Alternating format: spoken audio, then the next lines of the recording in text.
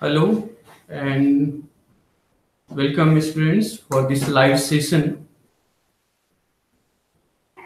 on the course that I have offered to you this semester, Introduction to Modern Indian Political Thought.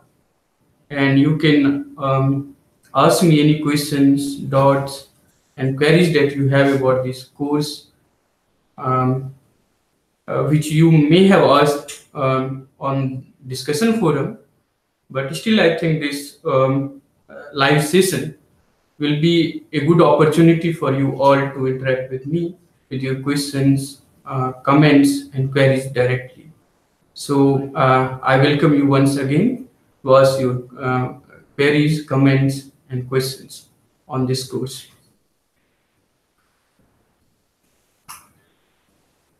So as many of you have been aware throughout this course, the objective have been to study um, this political thought in a way which will help us to not just engage with the ideas of the key thinkers of modern India and through them to study the political development um, in modern India over 2 centuries, but also with a kind of critical approach with their thought, we may develop some new concepts, some new categories to understand and explain Indian society. And that, I believe, will also enable us to move beyond the excessive reliance on Eurocentrism, Eurocentric concepts, and methods that we use to apply and explain Indian society. So, in that sense, political thought, as I have been discussing with you over many lectures, will also complement or supplement the uh, political theory, the emerging discipline of Indian political theory, where we can develop some new concepts, methods, and categories to understand Indian society and Indian politics in a better manner. So we have discussed many thinkers, um, uh, uh, starting from Raja Ram Mohan Roy to Rabindranath Tagore, and then Vivekananda, Arvindo Ghosh, Mahatma Gandhi, uh, Jawaharlal Nehru, and so on. The idea have been to include those thinkers who have actually represented different ideological streams in Indian political thought. So we have thinkers uh, who were more a kind of liberal, orthodox, or conservative approach to the politics, to the society, to their vision of future and modern India. Then we have also many thinkers who represented the feminist school of thought or socialist school of thought, and also many democratic and radical thinkers that we have included in this course. So you can write your comments and queries as we proceed to this live session, and I'll be happy to discuss that with you.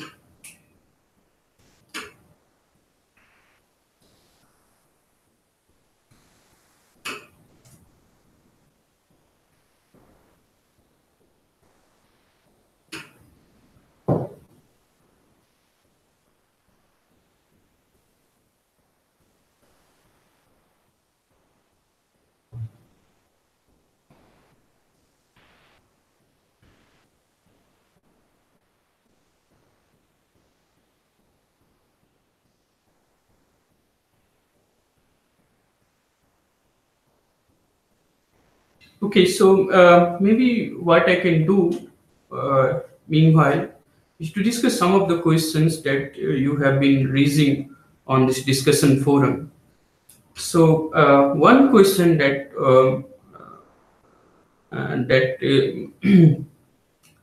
that has been asked by many students is what made Raja Ram Mohan Roy place their faith in the British system. So why they were supporter of British system or British rule in India.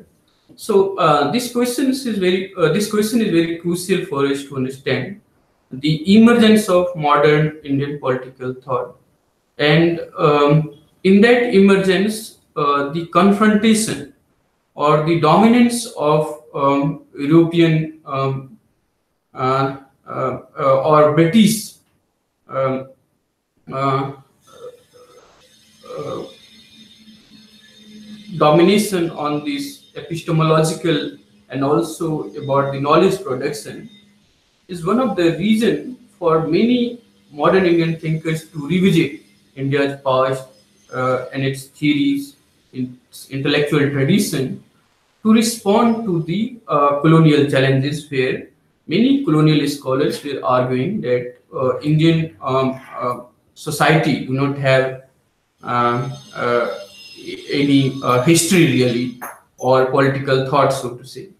And many thinkers, starting from Raja Ram Mohan Roy and many others, were responding to those colonial challenges and explaining or asserting the rich intellectual tradition that was there in Indian tradition.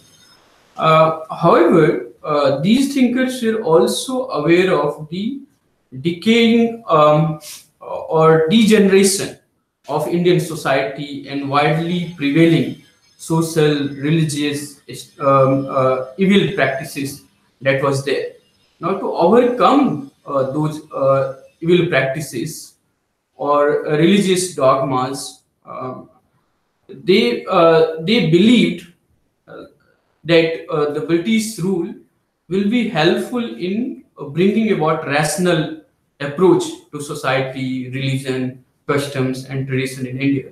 So during this period of confrontation between the colonial masters, not just the political confrontation, but also a kind of epistemological confrontation between two traditions of thought, Western and Indian.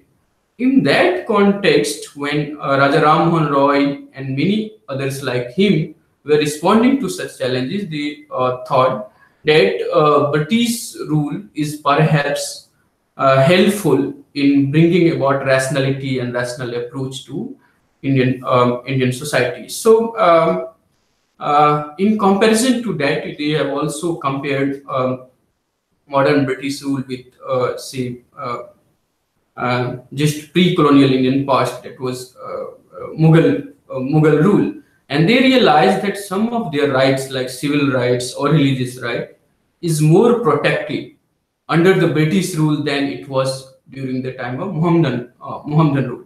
So, not just about the rational approach or the rationality or the scientific outlook that they thought will be possible to to constitute or to develop among the natives under the British rule, but also some of their rights are more guaranteed under the British rule. So remember, this kind of thinking was there for a very long time. Even when Dadabhai Nauroji wrote this text called Un-British Rule in India, that is not just about their criticism or their challenge to the British rule as such. They wanted India to be governed, to be ruled by the British principle, but that rule was un-British. That means they were ruling India on principles that are very different, un-British, than the principles that they used to govern British society. So they wanted British rule in India, but not really challenging the very foundation of the British rule, which comes much later with Gandhi and certainly with Nehru and many others. So, yeah, so one of the questions which is asked by Sai Deepika is, what will be the use of modern Indian political thought in contemporary times? So, what is the relevance of this course in a sense? So, as I was saying in my introductory and as well as in the concluding lecture, this engagement with modern Indian thinkers and their thought will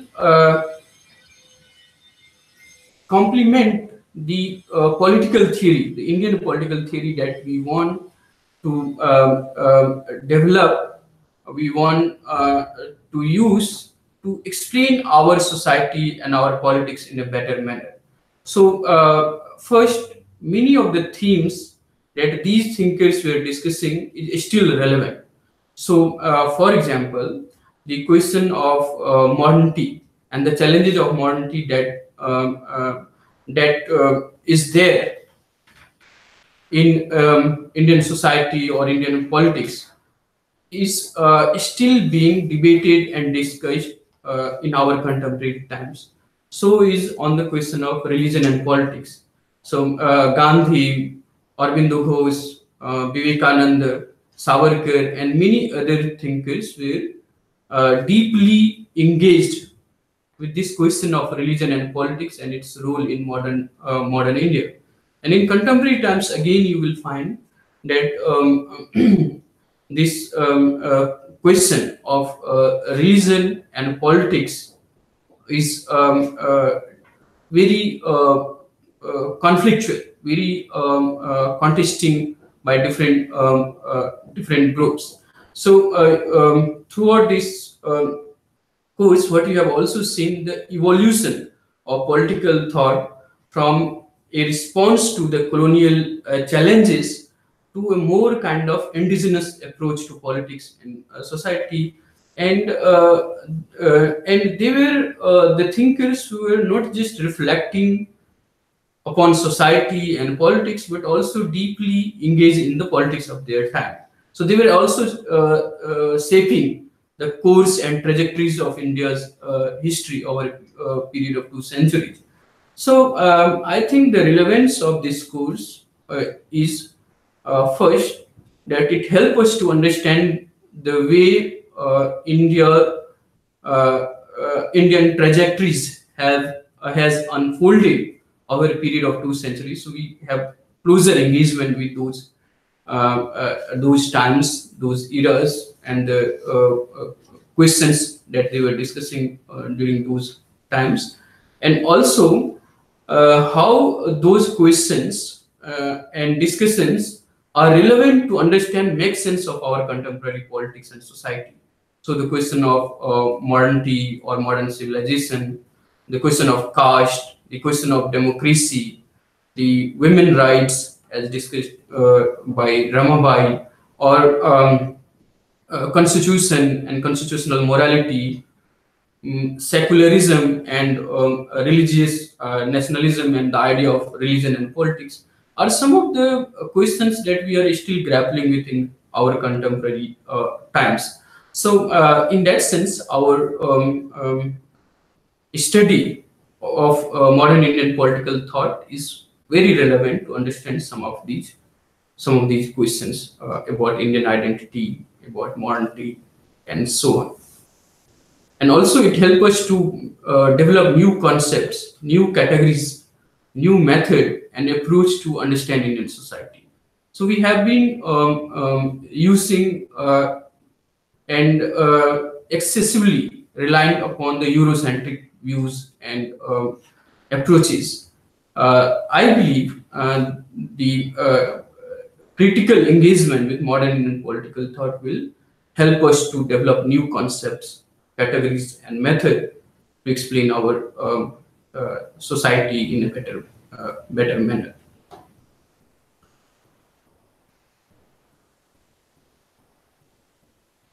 Yeah. So I hope I made sense to you, Sai Deepika.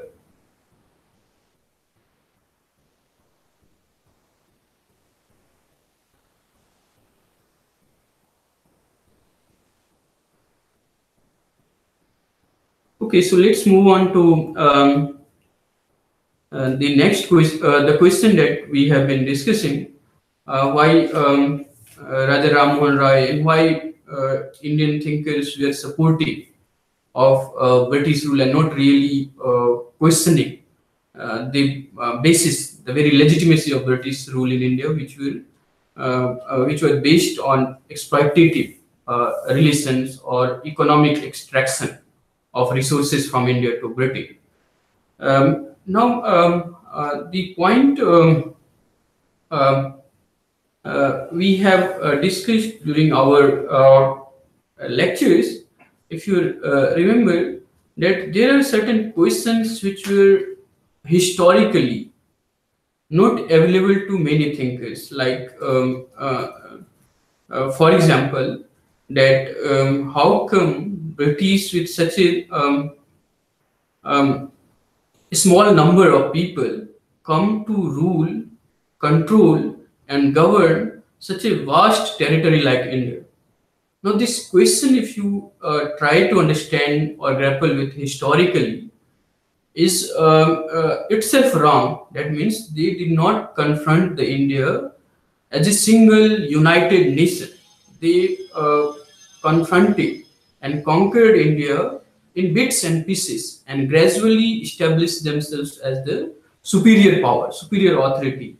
And they won and conquered different regions, different territories one by one, not fighting them as a single entity or in a united sense. So the sense that now we have about modern India as a single entity, united entity, is not historically available to many of these earlier thinkers in the beginning of Indian Renaissance. This question of freedom from the British rule or the complete independence, or what we call Purna Swaraj, the discourse on Swaraj, when we have discussed Gandhi and also Nehru, this demand, this political assertion for complete independence from the British rule came much later. Prior to that, they were trying to have more representation of Indians or Indianization of administration and colonial rule, and so on. There was no really a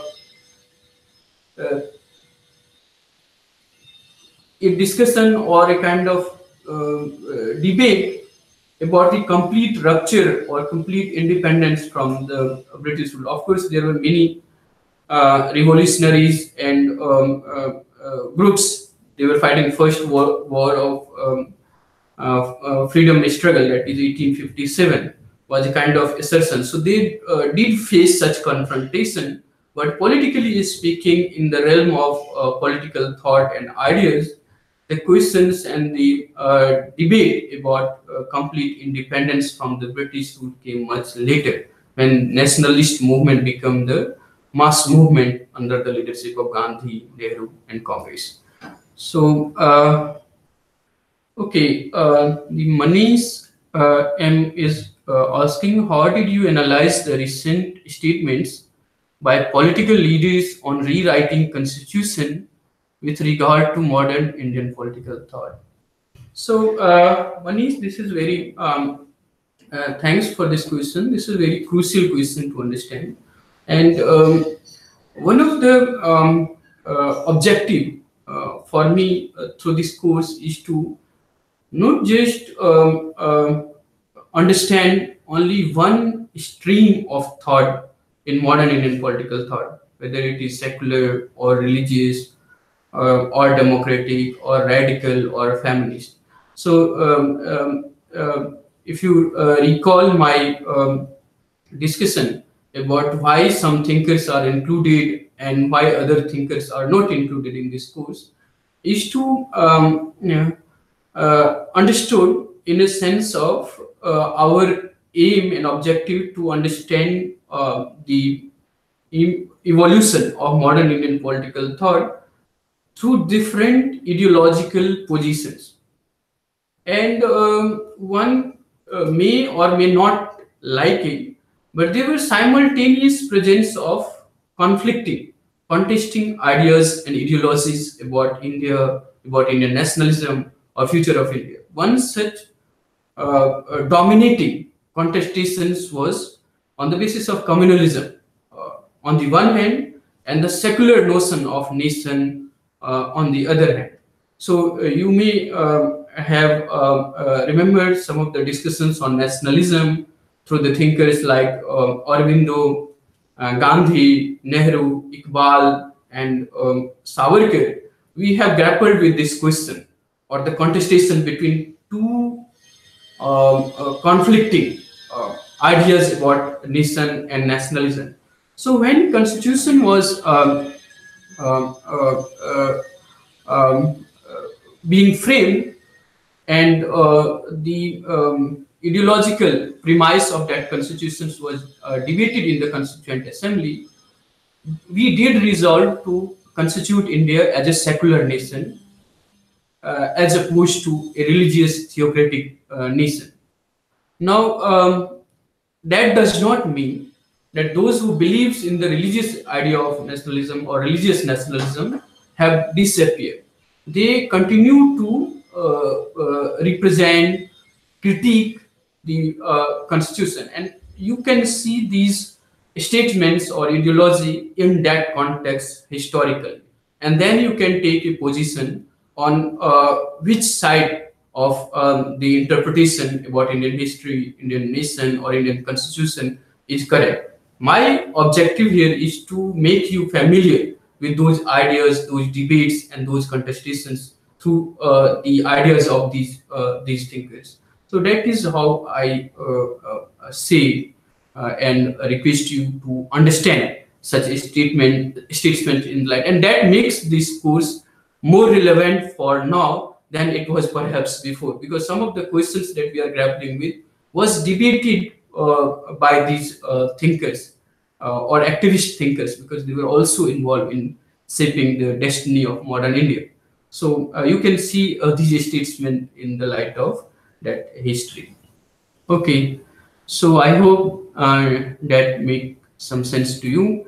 So Julav CK is asking, sir, why don't you include leftist political thinkers like M.N. Roy or other major thinkers like Jyotirao Phule in the syllabus? So Julav, this is a very valid question, and I perfectly understand the limitation that I have in terms of designing this course. And certainly the thinkers that you have mentioned, M.N. Roy, Jyotirao Phule is really a major exclusion from this course. But nonetheless, you cannot simply say that I have not included many leftist thinkers. So I thought, yeah, it's a major exclusion that I must admit. But then I also thought that these ideas were somehow represented by socialist thinkers like Ram Manohar Lohia, some of the thoughts on democracy and so on in Ambedkar, and also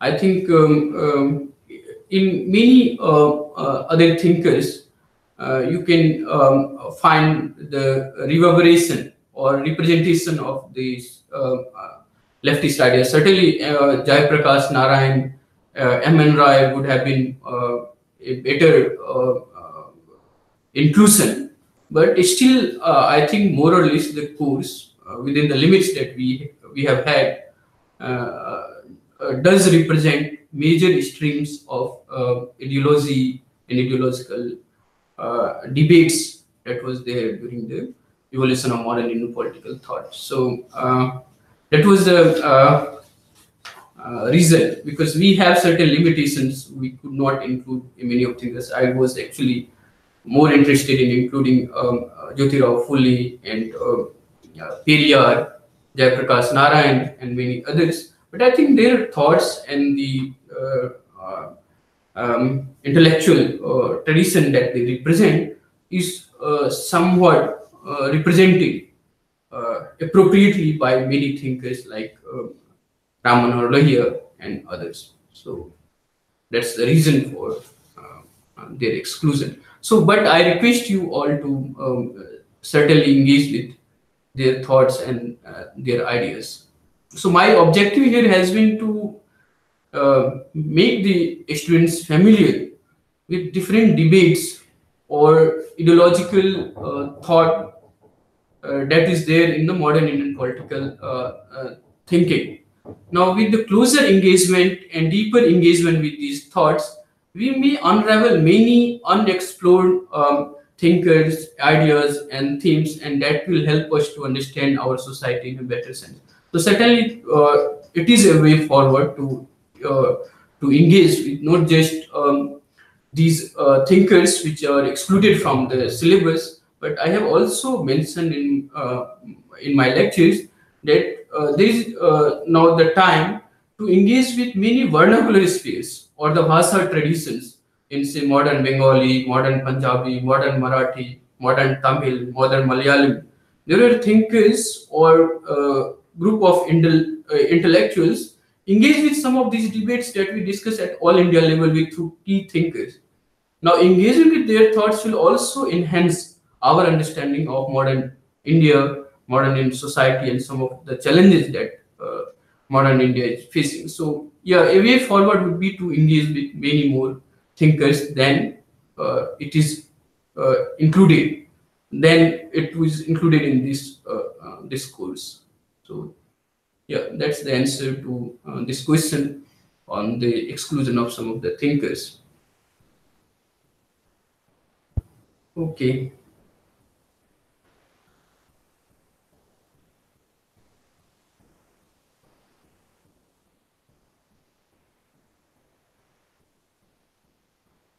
So now moving on to the next question, that is about um, Gandhi and his idea of Hindu Swaraj and modern civilization. So one students have asked that why did Gandhi think the modern civilization suppress our autonomy?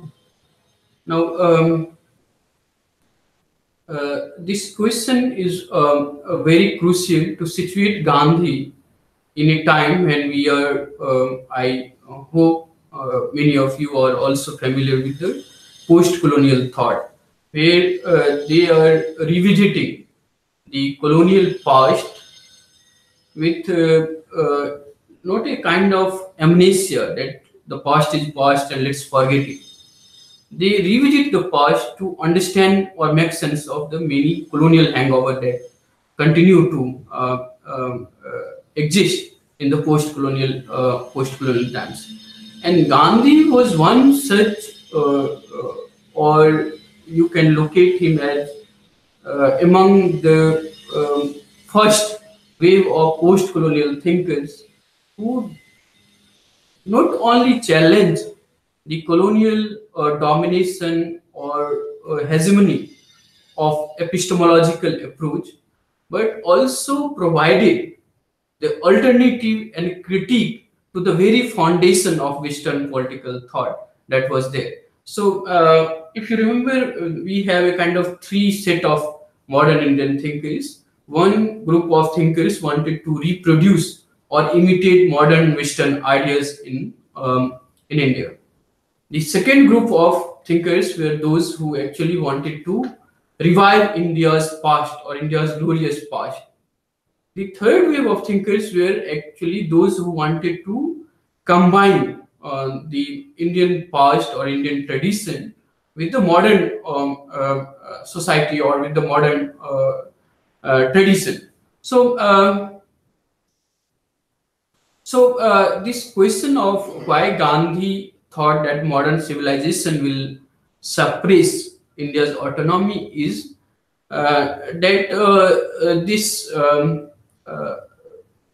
reliance or over dependence on modern civilization or big machines or doctors or faster means of communication, and this obsession with speed and the volume is something which Gandhi thought will limit the creative potentials of individual, and that make them dependent on these tools which make them slave.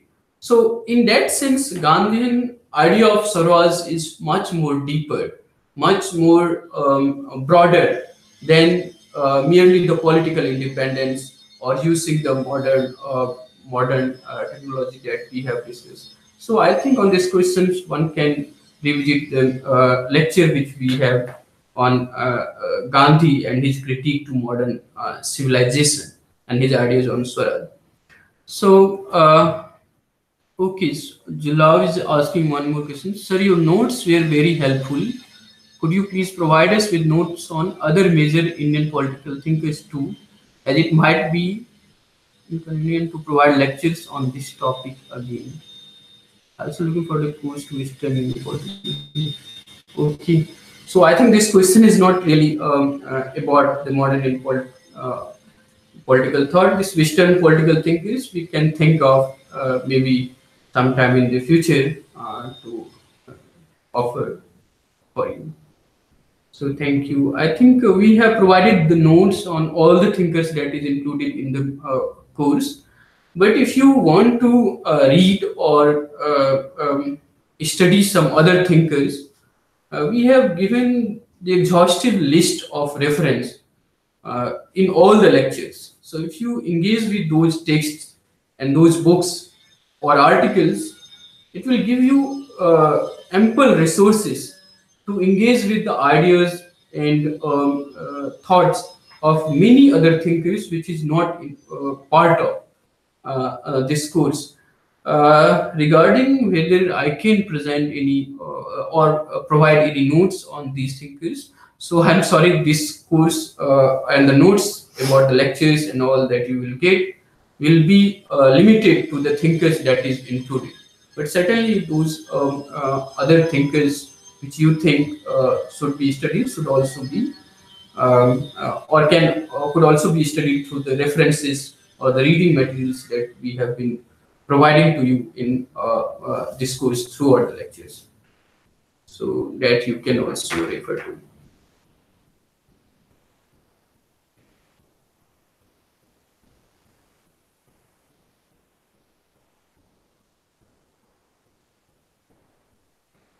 Okay, so moving on, then there is one question on Tagore, where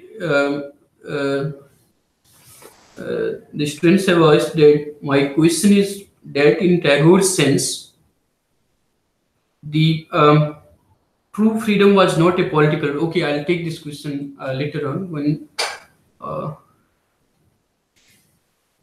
One question is asked that this NPTEL course is of 12 weeks.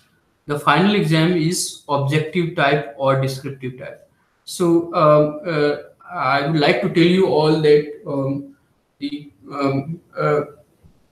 question will be of objective in nature, but you have to study all the notes or all the thinkers to be able to correctly choose the multiple options that is provided to each question. So the course content will be all the lectures, all the thinkers that is part of this course, but the nature of question in the final exam will be objective and not descriptive or subjective in nature. I hope that that is clear to many of you. So,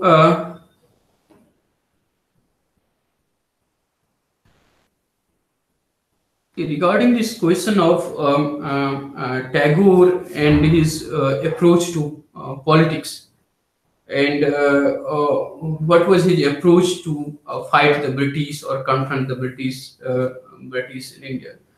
So, as we have discussed that Tagore was a patriot, but also someone who criticized the very idea of nationalism, and that makes Tagore a unique thinker among the modern Indian political thinkers. So, when many other Indian thinkers were um, supporting the idea of nationalism, and not just in India, but across the world, nationalism is becoming more and more a popular force, or it acquiring more and more mass character. Tagore developed a criticism of nationalism, of not a particular variety or a form, but the very idea of nationalism. And the basis of that criticism in Tagore was his cosmopolitan approach to society, to the politics, or to the interpersonal relationship.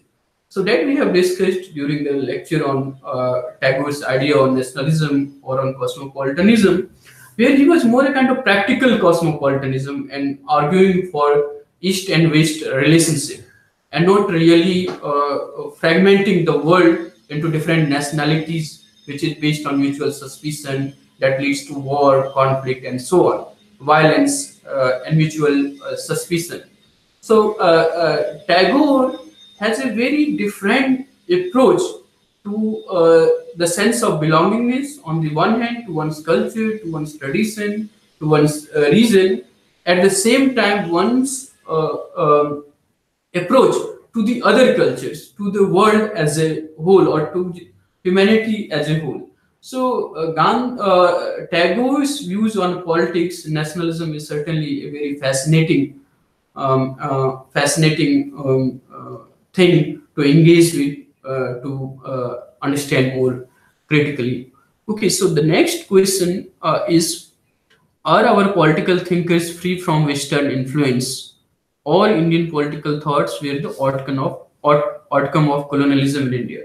So these questions remain very valid, and not just about these thinkers, but many of the post-colonial scholars have also been accused of this excessive use or reliance upon Eurocentric views, approach, and methods in explaining Indian society and politics. So, one thing that you can or you should understand is the emergence of modern Indian political thought is result of the confrontation or their response to the Western challenges that Indian tradition do not have any intellectual thought, whether political. So they were rich in metaphysical or otherworldly thinking or religious spiritual thinking, but in terms of political thought, there is non-existence of any worthy intellectual tradition in India, or Indian do not have their history. So it is the task of the colonizers to provide them their history, to provide them method to write the correct history, and so on and so forth.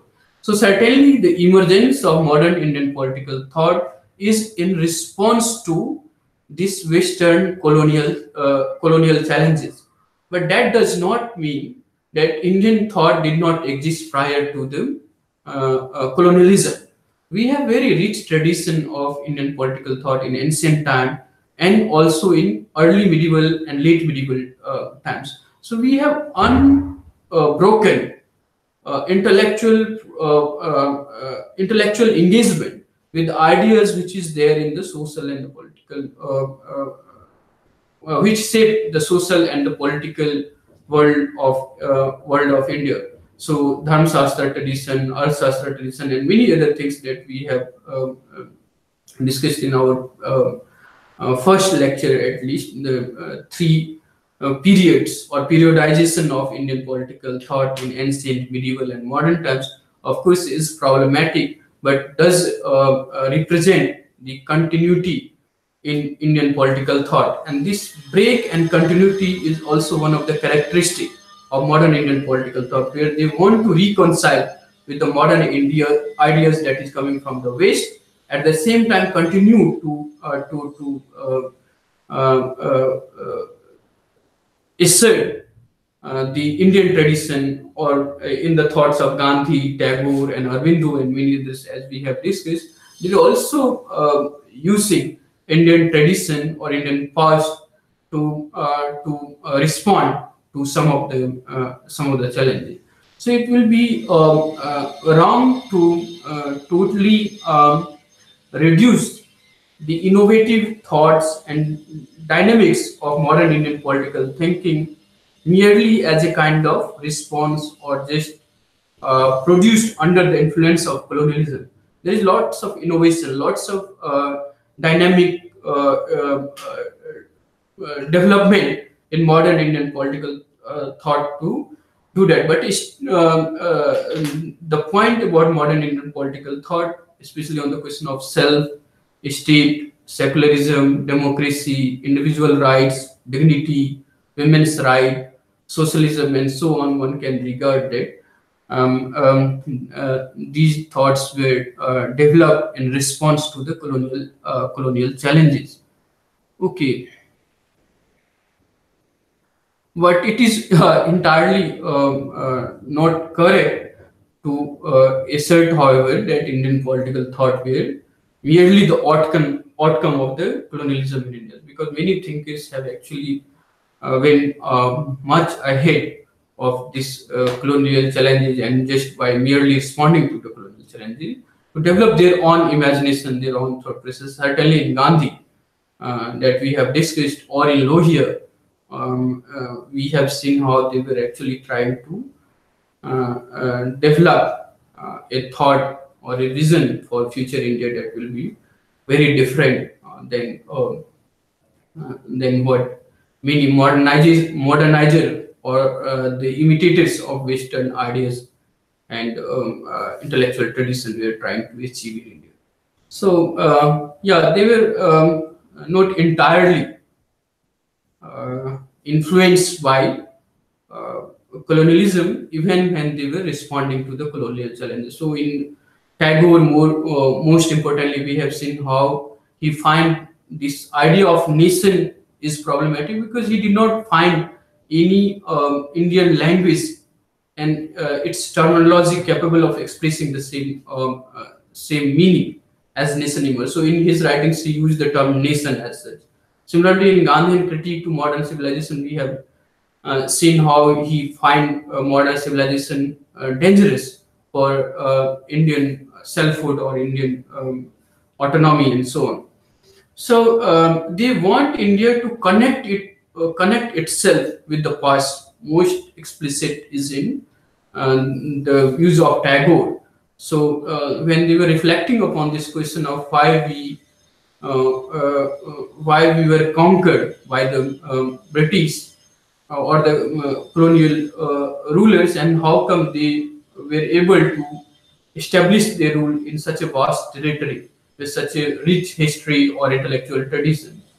So their response is that we cut ourselves from our own past in Tagore. So the solution, or to say a way out for this kind of condition, is to connect ourselves with our own past, our own tradition, and that connection will help us to regenerate, to reassert our autonomy and independence and our selfhood. So you have a very dynamic or innovative political thought and thinking among many of the modern Indian thinkers, to reduce them to just a kind of outcome of the Western colonial experience. But yes, it's true also that they immersed, certainly Raja Ram Mohan Roy and many others responded to some of the colonial challenges about Indian thought and tradition. So I hope that makes sense to you, Deepika. Okay.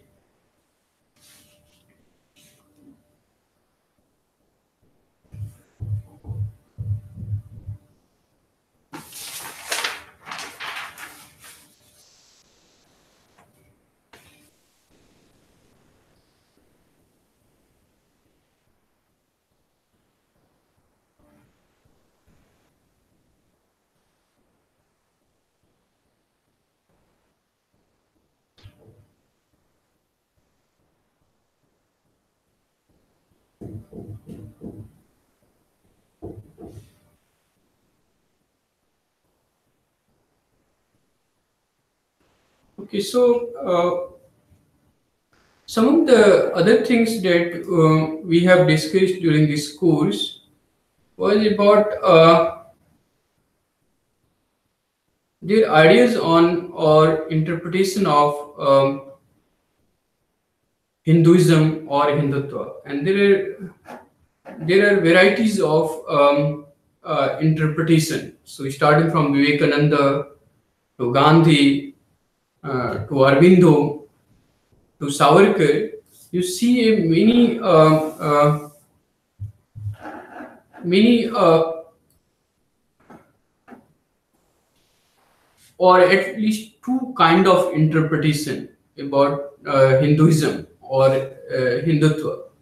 So in Gandhi, certainly, you see the interpretation of Hindutva, a kind of liberal, inclusive, and pragmatic interpretation of Hinduism, as opposed to the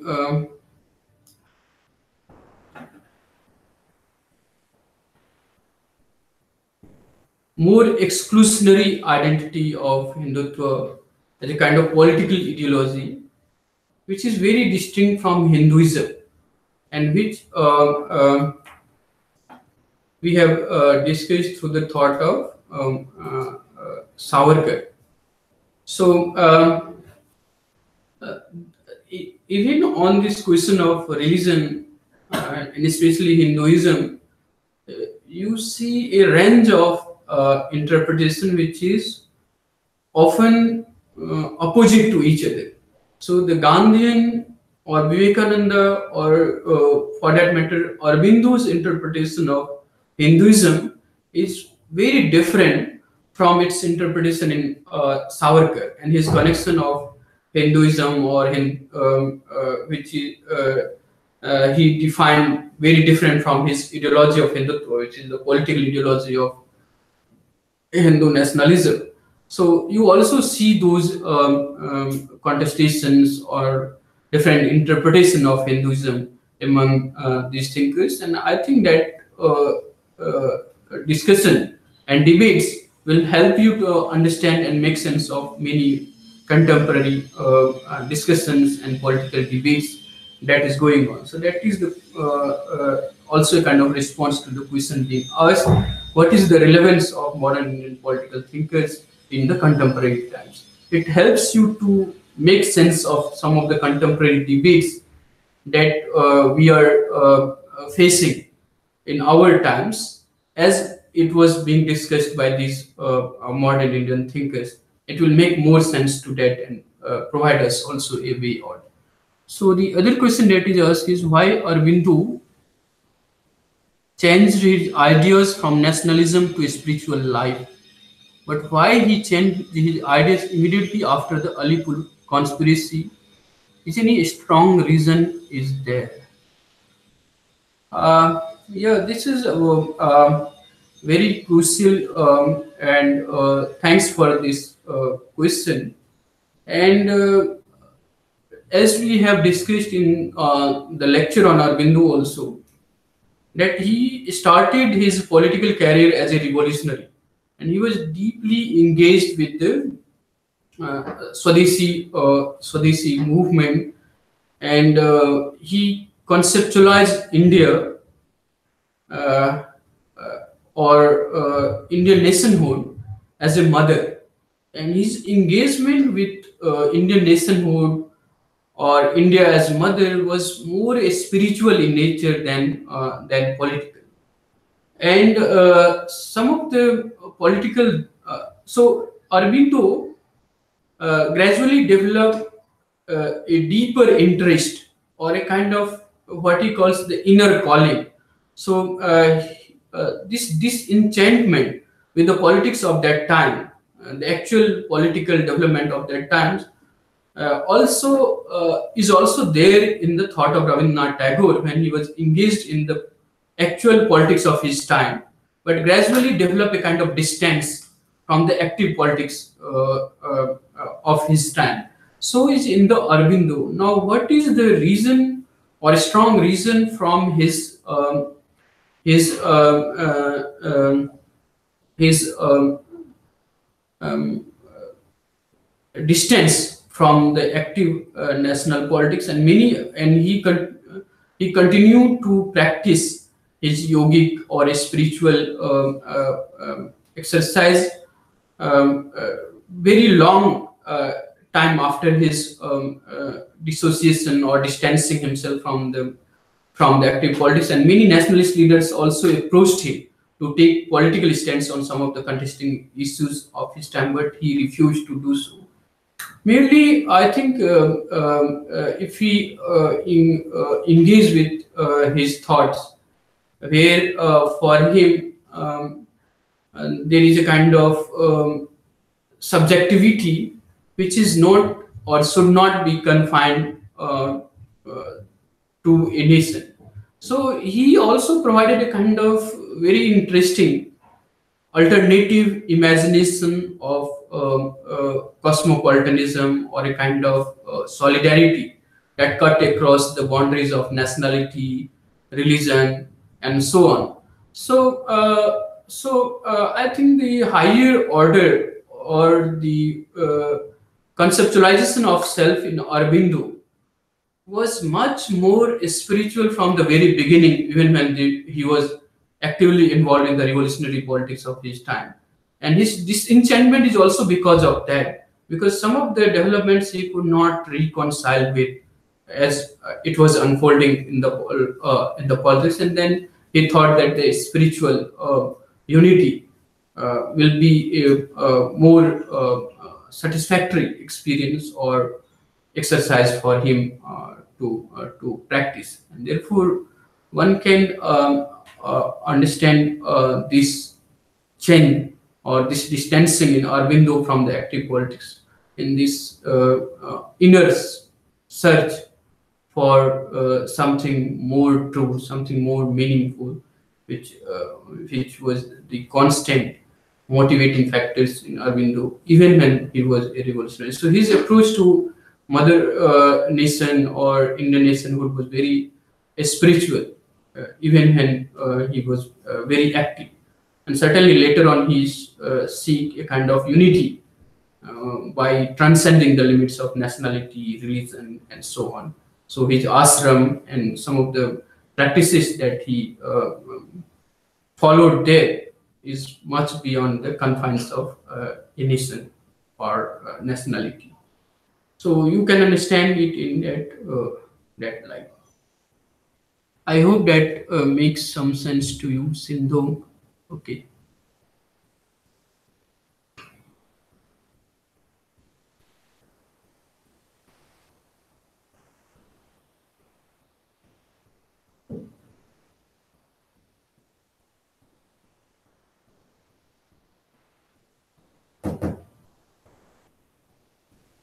So I think that is all for today's live session, and I really enjoyed some of the questions that you have asked, and I request you all to continue to ask your questions on the discussion forum, which we will be able to respond before your final exam. And I wish you all very best for your final exam. And thank you for being part of this course. Thank you all, and I urge you all to develop your own interest in different fields of or different areas of modern Indian political thought, which is yet to be explored. And I'm sure that this course will develop some interests in you to engage more with some of the thinkers that we have discussed, and some of the thinkers that is also not part of this course, but is of very interest for understanding the evolution of modern Indian political. So you will continue to study them and read about them through the readings that we have provided to you. So I hope overall this exercise has been very fruitful to all of you, and for me it was a very lovely experience to interact with you all. So thank you and all the best for the exam. Thank you.